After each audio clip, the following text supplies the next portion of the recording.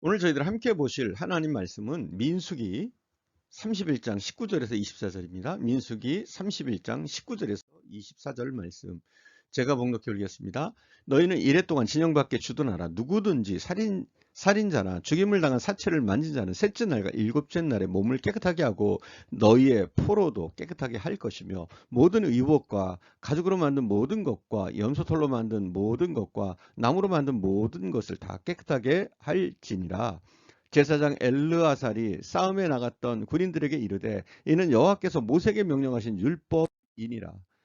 금은 동 철과 주석과 납 등에 불에 견딜 만한 모든 물건은 불을 지나게 하라.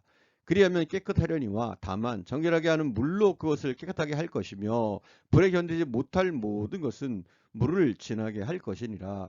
너희는 일곱째 날에 옷을 빨아서 깨끗하게 한 후에 진영에 들어올지니라. 아멘. 본문에서 모세는 싸움에서 돌아온 모든 자들과 사로잡혀온 포로들에게 정결의식을 행하도록 명령합니다. 즉 모세는 비록 그들이 하나님의 명령에 따라서 전쟁을 치렀지만 그들은 분명 살인한 자요, 시체에 접촉해서 부정함을 입은 자였기 때문에 그들 각 개인뿐만 아니라 전쟁에 사용된 무기, 소지품, 심지어는 그들의 의복 또한 또 전쟁에서 취해온 각종 전리품에 이르기까지 모든 것을 정결하게 했습니다. 그 정결 방법으로는 시체와 접촉하여 부정케 된 자는 19장에 제시된 정결례에 준해서 깨끗하게 해야 했습니다. 전쟁에서 사용된 무기와 소지품 그리고 전리품은 정결케 하는 불 또는 붉은 암송아지를 태운 제물로 깨끗하게 해야 했습니다. 우리는 철저하게 정결하게 되어야 합니다. 하나님은 그걸 원하십니다. 우리가 정결하기를 원하세요. 성도는 철저하게 정결하게 되어야 합니다. 그것은 하나님께서 거룩하시고 정결하시기 때문입니다. 거룩하신 하나님과 함께 거룩한 백성으로 살기 위해서 구별된 몸과 마음을 가져야 하기 때문입니다. 그래서 하나님께서는 우리에게 정결을 요구하십니다. 그 어떤 희생이나 헌신보다도 먼저 정결함을 요구하십니다. 예수님께서는 죄로 더러워진 우리를 깨끗게 하기 위해서 이 땅에 오셨습니다. 그리고 십자가에서 피를 흘리셨습니다. 십자가의 피로 모든 죄인들을 정결하기 위해서 오신 것입니다. 우리는 예수 그리스도의 보혈에 의지해서 우리의 모든 죄와 허물을 씻어야 합니다. 그래서 우리의 삶에서 회개는 굉장히 중요합니다. 여러분 회개하시면 돼요. 우리의 모든 죄를 씻는 그 회개를 통해서 주님의 이름을 부르면서 하는 그 회개를 통해서 죄의 고백을 통해서 우리는 정결해져야 합니다. 제가 가끔 그런 말씀 드리는데요. 지옥은요 죄를 지어서 가는 곳이 아니에요. 우리가 돌이키지 않았기 때문에 회개하지 않았기 때문에 가는 곳입니다. 자, 오늘 본문에 보니까 우리가 불을 견딜 수 없으면 불을 통과하지 않게 하시는 하나님을 우리가 보게 됩니다. 불은 소멸시키는 성질이 있는 것입니다. 곧 불에 녹지 않는 금, 은, 동, 철, 상, 납 등과 같은 물건을 불에 통과시키도록 한 것은 죄로 더러워진 기물을 의식적으로 정결케 하는 상징적인 행위라고 할 수 있습니다. 그러므로 불 속을 통과해도 상하지 않는 모든 금속은 일단 불에 의해서 정결케 한 다음에 그와 더불어 반드시 붉은 암송아지를 태워 만든 재를 섞은 물인 정결케 하는 물로 깨끗하게 씻어야 했습니다. 이는 피 흘림이 없이는 사함이 없다는 속죄의 대원칙을 보여주는 겁니다. 히브리서 9장 22절은 이렇게 말씀하고 있습니다. 율법을 쫓아 거의 모든 물건이 피로써 정결케 되나니 피 흘림이 없은즉 사함이 없느니라. 이렇게 말하고 있어요. 여러분 모든 물건이 뭘로 정결케 된다고요? 피로 모든 물건, 모든 것이 정결케 됩니다. 그리고 피 흘림이 없으면 사함이 없습니다. 이것이 속죄의 대원칙입니다. 하나님께서는 우리가 용기를 잃지 않도록 하기 위해서 그리고 멸망당하지 않도록 하기 위해서 우리가 할 수 있는 것이 우리의 한계를 알고 계세요. 그래서 우리가 할 수 있는 것 이상의 시험에 빠지지 않도록 우리를 도우시는 줄 믿습니다. 즉 시험에 빠져서 헤어나오지 못하는 일이 없도록 우리에게 격한 시험, 우리가 넘지 못할 시험을 허락하지 않으십니다. 우리가 철저하게 어려운 시험을 통과하도록, 굉장히 어려운 시험 앞에 우리가 지금 직면해 있다면 우리 하나님께서 나를 인정하신다는 거예요. 우리가 이러한 시험조차도 넘을 수 있는 존재라고 인정하신다는 사실, 이것을 우리가 확신해야 합니다. 그리고 우리가 정말 어려운 시험을 만나면, 우리가 감당하지 못하는 시험 만날 때도 우리는 안심해야 돼요.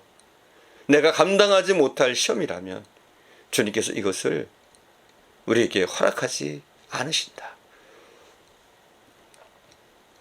불에 녹아버릴 금보다 훨씬 더 귀한 우리의 믿음의 시련이 비록 불로 시험 받을지라도 예수님께서 오실 때에 칭찬과 명예와 영광을 받게 될 것입니다. 우리에게 불보다 더한 시험이 있을 수도 있는 것이죠. 그러나 이 불의 시험에서도 우리의 힘이 아니라 우리 주님의 은혜로, 능력으로, 주님과 동행함으로 우리는 이 모든 시험들을 이기고 또 주님 앞에서 섰을 때에 우리가 시험에 이긴 것에 대한 명예와 영광을 받게 될 겁니다. 자, 오늘 본문에 보니까 중요한 것이 있어요. 불을 통과할 수 없다면 물을 통과해야 한다는 거예요. 하나님 앞에서는 그것이 종교적이든 사회적이든 아니면 의식법이든 인간의 죄를 범한 경우에는 예우 없이 반드시 해결해야 될 한 범죄로 정죄되었습니다. 우리가 어떤 죄를 저졌을 때 이걸 해결하지 않으면 안 되는 거예요. 따라서 단순한 실수를 저지른 자라고 하더라도 형식적으로가 아니라 전인격적으로 자신의 무가치함과 죄악됨을 자복하고 하나님께서 마련해 주신 법도에 따라서 정결의식을 행해야 했습니다. 불에 견딜 수 없는 것은 물을 통과해야 했습니다. 24절 봉독하겠습니다. 너희는 일곱째 날에 옷을 빨아서 깨끗하게 한 후에 진영에 들어올지니라. 자, 옷은 어때요? 불에 지나가다가 다 타버리잖아요. 그러니까 이 옷은 어떻게 합니까? 물에다가 빠는 겁니다. 율법을 견딜 수 없는 자는 예수 그리스도의 십자가를 통과해야 합니다. 아니, 율법이 아니라 예수 그리스도의 십자가가 중요한 것입니다. 사실 우리는 율법이라는 불을 견딜 수 없는 존재입니다. 구약의 이스라엘 백성들도 그랬어요. 율법으로 구원을 얻는다. 율법으로 우리가 정결해야 된다. 이게 있을 수 없는 일이에요. 그래서 우리 주님이 이 땅에 오셨고 우리를 위해서 죽으셨고 그 피로 우리를 정결하게 하십니다. 우리는 보다 완화된 규율이신 예수 그리스도 그분의 보혈을 의지해서 우리는 하나님의 정결법에 통과될 수가 있습니다. 예수 그리스도의 이름을 믿을 때 우리는 이미 그분을 이름을 의지할 때 정결케 되는 줄 믿습니다. 우리의 힘이 아닙니다. 짐승의 피가 아닙니다. 불이 아닙니다. 성령의 불로 또 예수 그리스도의 보혈로 우리는 정결케 될 수 있는 줄 믿습니다. 사랑하는 여러분, 우리를 향한 거룩하신 하나님의 가장 기본적인 뜻이 하나님은 우리가 정결하게 되는 것을 원하신다는 사실을 기억하시고 우리가 더욱더 정결한 삶을 살기 위해서 노력해야 할 줄 믿습니다. 그리고 우리가 정결한 몸을 또 정결한 영혼을 유지하기 위해서 우리가 취해야 할 행동이 무엇인지를 다시 한번 생각해 봐야 돼요. 우리의 모든 것은 불을 통과하든지 아니면 물을 통과해서 깨끗하게 됩니다. 지금은 우리 구주 예수 그리스도의 보혈, 그 능력을 의지해서 우리는 정결함을 잊게 됩니다. 온전히 예수님을 의지하시고 그분의 보혈을 의지하시고 그분을 믿고 주님과 함께 동행하시는 저와 여러분 되어질 수 있기를 간절히 축원드립니다. 기도하겠습니다. 사랑하는 주님, 우리 하나님 아버지께서는 성결하십니다. 완전하십니다. 그 하나님이 우리에게 우리의 성결됨을 요구하시는 줄 믿습니다. 하나님이 요구하시는 그 성결을 위해서 우리가 힘쓰게 하시고, 특별히 우리가 예수 그리스도의 보혈을 의지하고 그 은혜에 의지해서 우리의 죄를 고백하고 회개하고 주님과의 관계가 회복되어져서 하나님이 받으실 만한 제물이 되어줄 수 있도록 인도하시기를 원합니다. 주님, 저희들을 예수 그리스도의 보혈로 정결케 하시고 하나님 앞에 기쁜 존재로 이 땅을 살아갈 수 있도록 축복하시기를 원합니다. 오늘도 함께 하시는 주님께 감사드리며 우리 구주 예수님의 이름으로 기도드립니다. 아멘.